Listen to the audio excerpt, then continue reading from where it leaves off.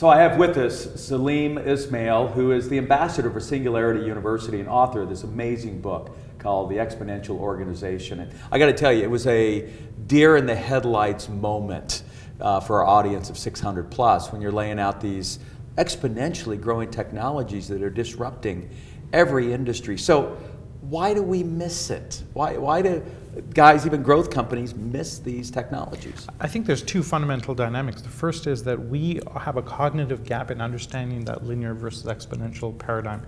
All of our training and intuition teaches us to linearly project where something is happening. But when something's doubling, we don't see it. And so and the worst people are experts who will typically tell you how something cannot be done. Almost always miss this curve because they're all used to their linear environments. That's one issue. The second is that this concept of Moore's law, or exponential growth in computation, which has been going on for now 60 years, is now leaching into many, many other technologies. So AI, robotics, 3D printing, nanotechnology, synthetic biology, etc., are all exploding at the same rate that computation did. And the sum effect of all of those, plus the intersections, which have add another multiplication factor, combination of those means that these technologies are moving unbelievably quickly. And so what happens is we know it takes 40 years for technology. I don't think it surprised me. Nope. 3D printer's been around for 35 years. Yeah. And it's, as you said, it's disappointing in the first part of the curve. Hey, everyone said this thing was going to change, and it doesn't. Right.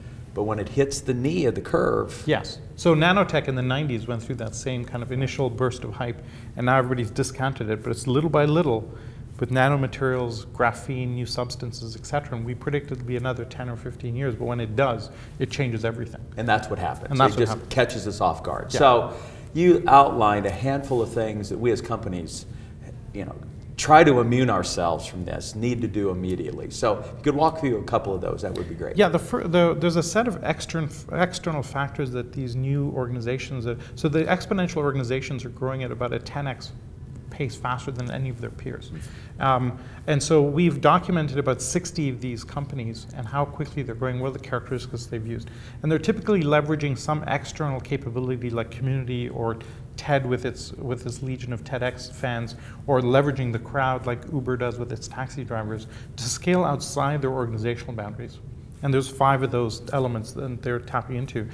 On the internal side, they're using new types of control frameworks to navigate themselves. They're using social technologies, activity streams, real-time social network updates to keep track of their organization. And what we found is if you implement 4 or more out of the 10 attributes, you get the 10x level.